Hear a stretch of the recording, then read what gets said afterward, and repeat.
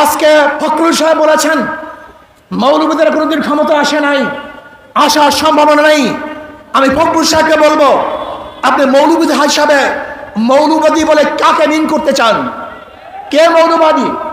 হিন্দু মৌলবাদী, খ্রিস্টান মৌলবাদী, বৌদ্ধ মৌলবাদী, না মুসলিম মৌলবাদী? ইসলামী মৌলবাদ জিন্দাবাদ, জিন্দাবাদ। ইসলামী মৌলবাদ জিন্দাবাদ, জিন্দাবাদ। ইসলামী মৌলবাদ জিন্দাবাদ, জিন্দাবাদ। আমরা ইসলামী মৌলবাদ বিশ্বাসী। আমি মুসলমান, আমার মূল ঠিক আছে। আমি মূলকে বাদ দিয়ে রাজনীতি করতে পারি না। 92% মুসলমানদের দেশে ইসলামী মূল্যবোধকে বাদ দিয়ে, ইসলামী মূল্যবোধকে বাদ দিয়ে কেউ কোনোদিন রাজনীতি করতে পারে নাই, পারবে না ইনশাআল্লাহ। কাজী আপনি যে স্বপ্ন দেখেছেন মৌলবাদীরা ক্ষমতা আসবে না, আসে নাই, সম্ভাবনা নাই।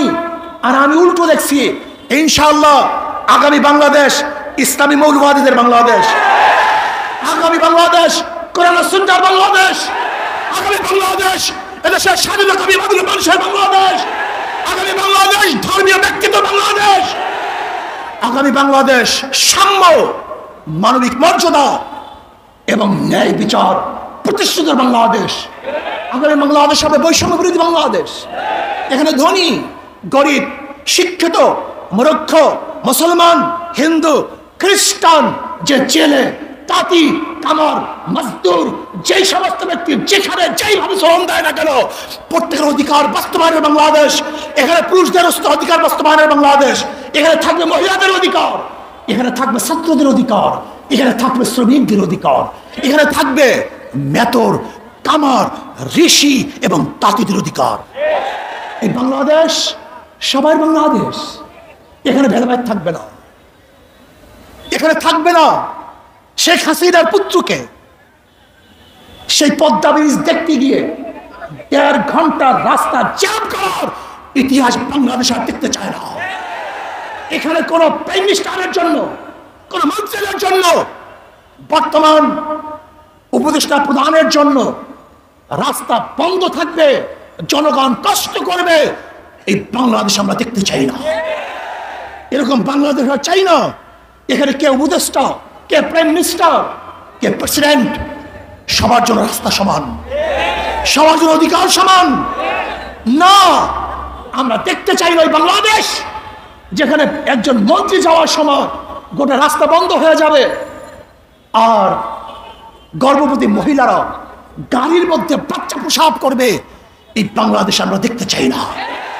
আমরা দেখতে চাই না এই বাংলাদেশ যেখানে একজন উপরস্থ কর্মকর্তা আসার কারণে ফেরি বন্ধ থাকবে, আর সেই রোগী ওপারে ফেরির অভাবে ধুকে ধুকে মরবে। এই বাংলাদেশ আর দেখতে চাই না। আমরা দেখতে চাই না বাংলাদেশ বড় লোকরা বিদেশে গিয়ে চিকিৎসা নিবে, আর আমাদের দেশের গরিবরা ধুকে ধুকে চিকিৎসার অভাবে মারা যাবে। সেই বাংলাদেশ দেখতে চাই না। আমি দেখতে চাই না সেই বাংলাদেশ কেউ থাকবে 10 তলায়, কেউ থাকবে নিচতলায়, না। কেউ খাবে, কেউ খাবে না, তা হবে না, তা হবে না। কেউ পড়বে, কেউ পড়বে না। কেউ পরিধান করবে, কেউ পরিধান করবে না।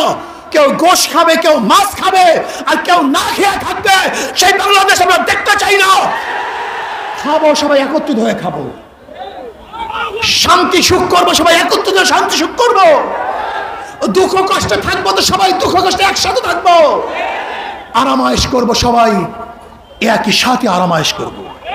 আমরা চাই বাংলাদেশের প্রত্যেক নাগরিক সমান অধিকার ভোগ করবে, তারা শান্তিতে বসবাস করবে। আজকে আমি জামাতকে বলবো, আপনাদের জন্য সুবর্ণ সুযোগ চলে আসছে। আগামীকালই নির্বাচন হবে না,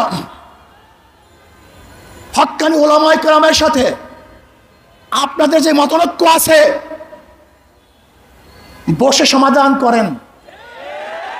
চমৎকার এক সুযোগ, চমৎকার এক সুযোগ। দেখেন, নৈতিক ও আদর্শ মিল না থাকলে সাময়িক মিল থাকে না।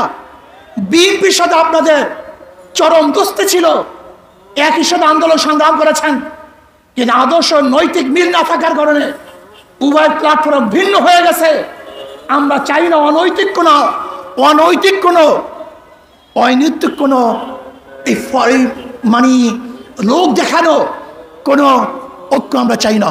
আমরা চাই টেকসই স্থায়ী ঐক্য, যে ঐক্য হবে আর কোনোদিন ভাঙবে না, ফাটল হবে না। এর জন্য আমি জামাতকে বলবো, যদি আপনি মনে করেন আমাদেরকে কোনো রকমের বুঝিয়ে শুনিয়ে বর্তমান নির্বাচনের এই তরি পাড়ি দিবেন, এটা আমাদের দ্বারা সম্ভব না। আপনারা আসুন, বসুন, হক্কানি ওলামায়ে কেরামের সাথে যে মতনৈক্য আছে সেই মতনৈক্যগুলি মিটিয়ে আমরা এমন টেকসই এক ঐক্যবদ্ধ হব, যে ঐক্যবদ্ধ কেউ ভাঙতে পারবে না, কেউ চুটতে পারবে না। ইনশাআল্লাহ আগামী রাষ্ট্র হবে ইসলামের রাষ্ট্র। আসুন আমরা সম্মিলিতভাবে ইসলামকে বাংলাদেশে প্রতিষ্ঠা করার জন্য চেষ্টা করব। ইসলাম প্রতিষ্ঠিত হলেই সমস্ত জাতি, সমস্ত ধর্ম নিরাপদ থাকবে। এবং সলিমুল্লাহ, যে সলিমুল্লাহ, নওয়াজ সলিমুল্লাহ ইউনিভার্সিটি প্রতিষ্ঠা করেছে, সেই নওয়াজ সলিমুল্লাহর জন্মবার্ষিকী, মৃত্যুবার্ষিকী ইউনিভার্সিটি প্রতিষ্ঠিত হবে না, পালন হবে না, তাও আমরা চাই না। এখান থেকে বৈষম্য দূর করতে হবে। সব জায়গায় যে ধর্মের লোক যেই গোশ খায়, অনেক জায়গায় দেখা যায় গরুর গোশ খাইতে দেওয়া হয় না, এটা বৈষম্য। যেখানে গরুর গোশ খেতে পারবে খেতে দেন, আপনি যা ইচ্ছা কাচ্চেমের গোশ খান, কোনো সমস্যা নেই, কিন্তু খবরদার কেউ কাউকে বাধা দেওয়ার কোনো অধিকার নেই। আমরা সম্মিলিতভাবে দেশটাকে গড়ব। আল্লাহ আমাকে এবং আমাদের সবাইকে সম্মিলিতভাবে দেশ গড়ার তৌফিক দান করেন। আসসালামু আলাইকুম ওয়া রাহমাতুল্লাহ।